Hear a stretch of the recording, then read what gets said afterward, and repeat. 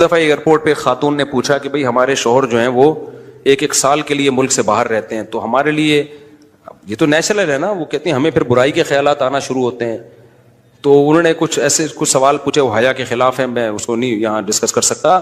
میں نے ان سے کہا میاں کے علاوہ آپ کے پاس کوئی راستہ نہیں ہے اپنی خواہش پوری کرنے کا.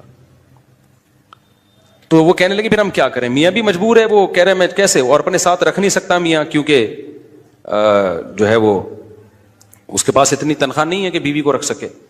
تو چند کیس ایسے ہوتے ہیں. اصولی طور پر تو میاں کو چاہیے اللہ پہ توکل کرے، غریب بھی ہے نا اپنے ساتھ اپنی بیوی کو رکھے.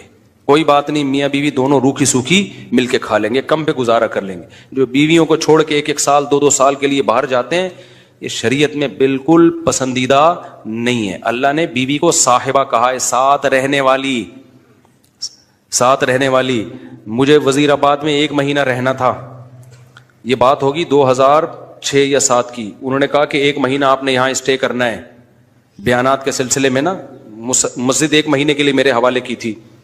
تو میں نے کہا بھائی میں تو بیگم کے بغیر 1 مہینہ نہیں رہ سکتا، بچے بھی تھے میرے.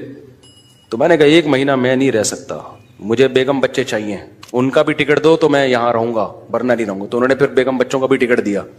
وہ گھر والوں کے ساتھ رہ لیتے ہیں آدمی تمیز سے، ورنہ بیگم کے بغیر ہمارے لیے تو بڑا مشکل ہے اتنا لمبا عرصہ رہنا. مجبوری میں رہنا پڑتا ہے تو ایک الگ بات ہے، لیکن ہے مشکل کام. چاہے کتنے بھی آدمی کے میاں بیوی میں جھگڑے ہو نا، نہیں رہ سکتا بھائی. تو 1 سال کے لیے پتہ نہیں کیسے رہ لیتے ہیں لوگ بیگم کے بغیر. ٹھیک ہے ان کی مجبوری ہوتی ہے، میں مانتا ہوں، لیکن اس میں کوشش کرو اللہ پہ توکل کرو. بیگم روکھی سوکھی کھا لیں گے، لیکن اللہ میاں نے بیگم کو صاحبہ کہا ہے قرآن میں. صاحبہ کا مطلب ساتھ رہنے والی. صاحبہ کا کیا مطلب ہے؟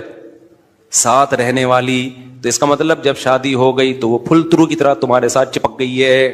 پھول ترو کی طرح اس لیے کہہ رہا ہوں کہ لوگ پسند نہیں کرتے، لیکن اللہ نے اس کو آپ کے ساتھ کیا کر دیا ہے، اب جہاں جاؤ گے بیگم صاحبہ ساتھ ہوں گی. آپ شارٹ ٹائم کے لیے جانے کا الگ بات ہے، لانگ ٹائم کے لیے جانا ہے تو بیگم آپ کے ساتھ اللہ نے بولو چپکا دیے. وہ خود بھی گناہ سے بچے گی، تم بھی گناہ سے بچو گے. تو اس لیے یہ طریقہ ٹھیک نہیں ہے سال کے لیے میاں بیوی کا دور رہنا. اور پھر خواتین بھی پریشان ہوتی ہیں. تو گناہ کسی کے لیے بھی حلال نہیں ہے. میں نے اس خاتون سے کہا کہ 1 سال آپ کا شوہر باہر ہے، کیا اس کے لیے حلال ہے گناہ کرنا وہاں پہ؟ اس کے لیے حلال نہیں ہے تو آپ کے لیے بھی حلال نہیں. تو اللہ میاں نے صرف یہی رکھا ہے کہ ایک دوسرے کی خواہش پوری کر سکتے ہیں میاں بیوی، اس کے علاوہ ان کے پاس کوئی آپشن نہیں ہے. تو اب پھر بھی نہیں آ رہا میاں، تو میں نے ان خاتون کو یہ کہا کہ اپنے آپ کو بزی رکھیں. آپ کیا کر رکھیں بھائی؟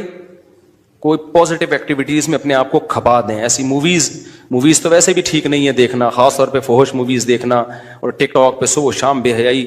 تو جب یہ انسان کی عادت ہے، جب وہ اپنے آپ کو کسی پازیٹیو کام میں لگا دیتا ہے نا، تو چند دن پھر یہ جھٹکے لگیں گے، اس کے بعد انسان نارمل. کئی لوگ ہیں جو 1 سال گھر سے باہر رہتے ہیں مجبوری میں، بیویاں بھی رہتی ہیں، وہ گناہ نہیں کرتے.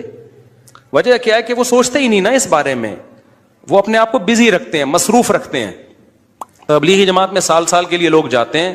میں تو اس کو صحیح نہیں سمجھتا بیگم کو، جوان بیوی کو چھوڑ کر جاؤ آپ. لیکن بہرحال جو جاتے ہیں تو وہ گناہ تھوڑی کرتے ہیں، بچے رہتے ہیں، کیونکہ وہ ایک خاص ترتیب میں اپنے آپ کو جوڑ چکے ہوتے ہیں. بہرحال یہ نہیں ہے اس کو. تبلیغی جماعت میں سال کے لیے جا رہے ہو، اگر شادی شدہ ہو بیگم کو بھی لے کے جاؤ ساتھ میں. ہم تو یہی کہتے ہیں تبلیغ والوں سے بھی، بھائی اگر سال کے لیے جا رہے ہو نا، تو یہ زمانہ بہت خطرناک زمانہ ہے. حضرت عمر نے جہاد میں نہیں چھوڑا تھا، تو یا اس کے لیے جو ہے وہ ایجڈ ہو گئی ہے، بوڑھی ہو گئی ہے، ایک الگ بات ہے. لیکن آج کل بہت مسائل کھڑے ہونے کا خطرہ ہوتا ہے. لوگ کہتے ہیں نہیں فلاں سال کے لیے گیا کوئی مسئلہ نہیں ہوا. بھائی مسئلہ ہونے پر حکم کا مدار نہیں ہے، فتنے پر حکم کا مدار ہے، خوف پر.